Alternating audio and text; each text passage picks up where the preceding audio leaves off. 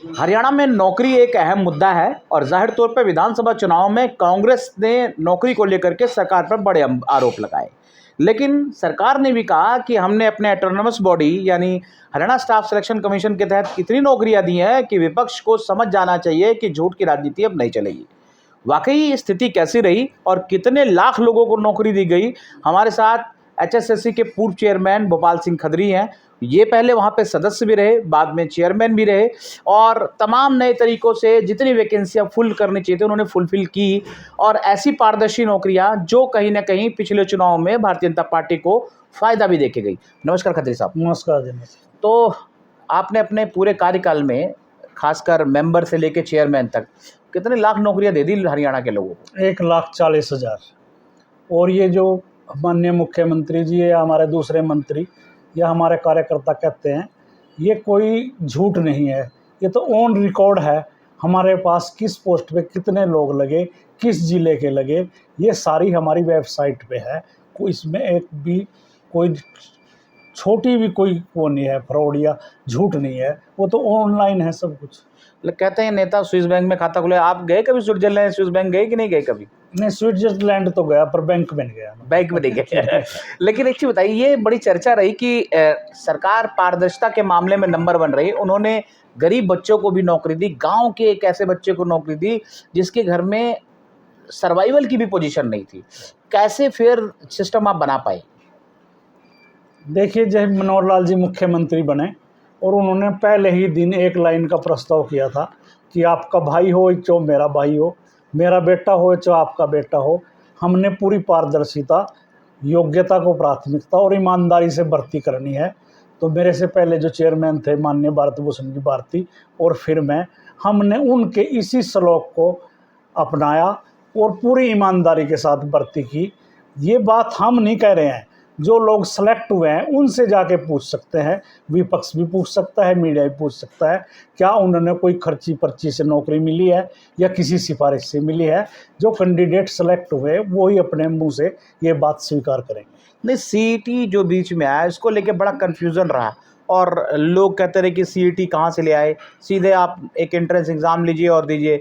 लेकिन सरकार ने तमाम एक ऐसे पहलू भी निकाले कि जो गरीब है या जो जिसके कभी नौकरी नहीं है उसको भी इसमें जगह मिलनी चाहिए। बाद में कोर्ट में चैलेंज हो गया। ये पूरी व्यथा रही क्या और इससे कैसे आप लोगों ने क्या सिस्टम मैकेनिज्म तैयार किया था? देखिए, ऐसा था, उसमें ये तो बात ठीक थी कि कोई एक कॉमन एलिजिबिलिटी टेस्ट होना चाहिए था, क्योंकि हमारे पास जब भी हम कोई वैकेंसी निकालते थे जनरल कैटेगरी की, कोई +2 या BA लेवल पे, तो कई लाख आवेदन पत्र आते थे जिनकी एग्ज़ाम लेना, स्क्रूटनी करना बहुत बड़ा काम था। तो एक शॉर्ट लिस्टेड करने का तरीका था कॉमन एलिजिबिलिटी टेस्ट। पर मैं स्वीकार करता हूँ कि इस जो एक्ट या पॉलिसी बनी थी, इसमें कई क्लॉज जो है वो ठीक नहीं थे। जैसे 4 गुना का, अगर इसको क्वालिफाई भी कर देते तो बहुत अच्छा रहता। और ये 4 गुना में और इस सारे चक्रों में काफ़ी लंबे समय तक ये पॉलिसी को लेके कोर्ट में केस चलते रहे और जितनी मात्रा में हमने भर्ती करनी चाहिए थी उतनी भी हम कर नहीं पाए। ये 1,40,000 की जगह शायद 2,40,000 होते अगर ये इस तरह का कोई कोर्टों में ना फंसती भर्ती। एक बात और सर, जो ये मामला कोर्ट में गया, कोर्ट ने इस मामले में सरकार को निराशा दी और एचएसएससी को दोबारा से सिस्टम कराना पड़ा। क्या वो मैकेनिज्म पूरा हो पाया? आपने दोबारा पेपर एग्ज़ाम कंडक्ट करा दिए, कितने लोगों को लाभ मिल पाया उन चीज़ों का? जैसे कोर्ट में तो मेनली किसी पॉलिसी के क्लॉज को लेके नहीं था, सिर्फ एक क्लॉज को लेके था कि जी 5 नंबर जो है सोशो इकोनॉमिक के, वो ठीक नहीं है। माननीय मुख्यमंत्री जब तत्कालिक मनोहर लाल जी थे तो वो उनका अंत्योदय पे बहुत ध्यान था और उनका एक वो था कि जो पिछली पंक्ति में बैठा हुआ व्यक्ति है वंचित, उसको हम कुछ अलग सा दे के उसको सिलेक्शन जोन में पहुँचाएँ। तो इसलिए 5 नंबर उसी भावना से उन्होंने रखे थे, जो चैलेंज हो गए थे। और अब कोर्ट ने कहा कि आप भर्ती 5 नंबर के बिना कीजिए और फ्रेश रूप से एडवर्टाइजमेंट करके कीजिए। लगभग जो मोस्टली जो हैं उनका एग्ज़ाम हो चुका है, जैसे हमारा 56-57 ग्रुप 1-2 ग्रुप और पुलिस की बड़ी भर्ती। अभी तो ऐसी कुछ 5 या 7 हज़ार पोस्टें हैं, जो ग्रुप तो ज़्यादा हैं जिनका हम एग्ज़ाम नहीं ले पाए। और जो वर्तमान चेयरमैन है या आयोग है, उनका पूरा प्रयास है कि इस सारे काम को वो अक्टूबर के लास्ट या नवंबर तक निपटा लेंगे। लेकिन इन सारे प्रोसेस में अगर हम बात करें आज के राजनीति के दौर में, तो ये आरोप भी लगाते रहे कि आपके यहाँ तमाम अनियमितताएं थी और कांग्रेस ने भी बड़ा क्लेम किया। ऐसा कुछ था भी या ये लोग झूठे आरोप लगा रहे हैं आप लोगों पर? नहीं, जब भी हमारा कोई एग्ज़ाम होता था तो विपक्ष और कुछ जो यूट्यूबर्स एक अफवाह फैलाते थे कि पेपर लीक हो गया है। हमारा पेपर कभी लीक नहीं हुआ। 7 और 8 अगस्त को पुलिस का पेपर था 2021 में, वो पेपर ज़रूर हमारा एक लीक हुआ था। बाकी कई जगह चीटिंग हुई है, पेपर लीक नहीं हुआ है। पेपर लीक होने का मतलब होता है कि पेपर शुरू होने से पहले ही वो मार्केट में आ जाए। तो पेपर जब चल रहा है, वहाँ से किसी ने व्हाट्सएप पे फ़ोटो खींच के किसी को भेज दिया, 2 सवाल के आंसर सोल्व करा लिए, ये होती है चीटिंग। तो चीटिंग से नहीं हम घबराते, हम लीक से घबराते हैं, क्योंकि वो बड़े लेवल पे होता है। अगर किसी कैंडिडेट ने एक क्वेश्चन दूसरे को बता दिया, ये इस तरह की थोड़ी मोटी चीटिंग तो ज़रूर होती थी, मगर विपक्ष उसको पेपर लीक कहता था। लीक में और चीटिंग में या पेपर आउट में फ़र्क होता है। एक बात और, ख़ासकर ये मामला हमारे भी संज्ञान में आया कि जो दिव्यांगजन हैं, जो चाहे वो पैरों से हों या आँखों से हो, हाथों से, उनको बहुत तरजीह नहीं दी गई। उनको ऐसे थे कि उनके जो काउंट नंबर होने चाहिए थे, जैसे खासकर बात करें दिव्यांगों की भर्ती भी होनी चाहिए, उस तरीके से जगह नहीं पे। कितनी सच्चाई है इन चीज़ों में? नहीं, इसमें कोई सच्चाई नहीं है। जो पॉलिसी के अनुसार, एक्ट के अनुसार अपाहिजों की जो पोस्टें रिजर्व हैं वो भरी गई हैं। कई बार उसमें क्या होता है कि उस टेक्निकलिटी का नहीं पता होता, उस दिव्यांग को भी नहीं पता, मीडिया को नहीं पता या लोगों को नहीं पता।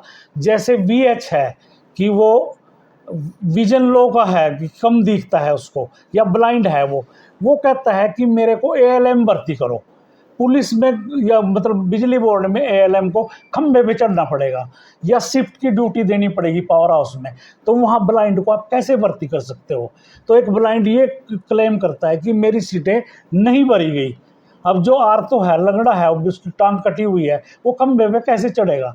तो पुलिस में अपाहिज कैसे भर्ती होगा? लेकिन तो एक कुछ चीज़ है, डिपार्टमेंट की शर्त है आपने कि हम आपने अपाहिज नहीं लेंगे। आपने एक्सपीरियंस को काउंट किया? जो जैसे मान लीजिए कोई आदमी कहीं डिपार्टमेंट में पहले काम करता है, उसने आपके सीईटी को कंप्लीट किया और विभाग में नौकरी करने आया, लेकिन उसके भी नंबर कई बार जुड़ नहीं पाए, ऐसी तमाम शिकायतें नहीं, क्या इन चीज़ों को कभी आपके फोकस में आया? नहीं, अगर हमारी एडवर्टाइजमेंट में ये था कि हम एक्सपीरियंस के नंबर ग्रांट करेंगे तो हमने किए। अगर एडवर्टाइजमेंट में नहीं था तो हमने नहीं किए, और वो हमारा अधिकार नहीं है, क्योंकि हम एम्प्लॉयर नहीं हैं, हम रिक्रूटमेंट एजेंसी हैं।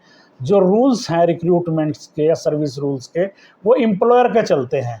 जैसा क्राइटेरिया हमारे पास डिपार्टमेंट भेजता है, हम उस हिसाब से भर्ती करते हैं। अगर उन्होंने एक्सपीरियंस के लिए कहा तो हमने मानना। वो शिक्षा विभाग में लगभग हमने एक्सपीरियंस को मानना है।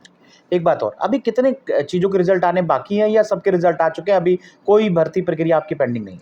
नहीं, लगभग 20,000 पोस्टें ऐसी हैं जिनके अभी रिजल्ट पाइपलाइन में है, ऑनगोइंग प्रोसेस है। जैसे हमारा 56, 57, 1-2 ग्रुप और काफ़ी ग्रुप हैं, और पुलिस के भी 6,000 पोस्टें जिनका पीएमटी और पीएसटी हो चुका है, और अगले 2 दिनों में उनका कल एग्ज़ाम है 6,000 पोस्टों के अगेंस्ट 3 जिलों में, पंचकुला, करनाल और कुरुक्षेत्र में। तो ये सारी ऑनगोइंग प्रोसेस है। एक तरह से वो जयराम रमेश की शिकायत पर फाइनल रिजल्ट पर रोक लगाई है चुनाव आयोग ने, तो हमने चुनाव आयोग को लेटर लिखा है कि ये तो ऑनगोइंग प्रोसेस है, हम कोई नई एडवर्टाइजमेंट तो कर नहीं रहे हैं। इसका फ़ायदा नहीं ले लोगे आप? बीजेपी वालों को दिला दोगे अगर आप भर्ती कर लेते हो, फिर बेचारे जो कांग्रेस सपना देख रही है आने का, कैसे आ पाएगी? नहीं, तो बच्चों को नौकरी तो दे रहे हैं, इसमें तो विपक्ष को भी खुश होना चाहिए कि हरियाणा को कुछ लोगों को रोजगार दे रहे हैं। उनकी मांग तो यही है ना कि बेरोजगारी हरियाणा में चरम सीमा पर है, तो वो तो बेरोजगारी बढ़ाने की बातें कर रहे हैं रोक लगवा के। बहुत बहुत धन्यवाद। तो आपने सुना, अभी कुछ चीज़ों के रिजल्ट आने बाकी हैं, लेकिन सरकार की तरफ से जो नौकरी की सिफारिश की गई, जिसमें एचएसएससी ने तमाम नौकरियां देने की कोशिश की, और जहां तक आपने पूर्व चेयरमैन को सुना कि उन्होंने साफ तौर पे कहा कि 1,20,000 के करीब जो है रिजल्ट निकाल दिए गए, और कुछ अभी पाइपलाइन में जल्दी और भी भर्तियां होने वाली है। इससे जाहिर तौर पर युवाओं को फ़ायदा होगा, लेकिन कांग्रेस ने जो शिकायत की उसका कहीं ना कहीं युवा जो है नुकसान हो गया, उनके रिजल्ट नहीं आ पाए। भले ही इसके नतीजे बाद में जो भी आए, लेकिन कहीं ना कहीं युवाओं को निराशा ही हाथ लगी।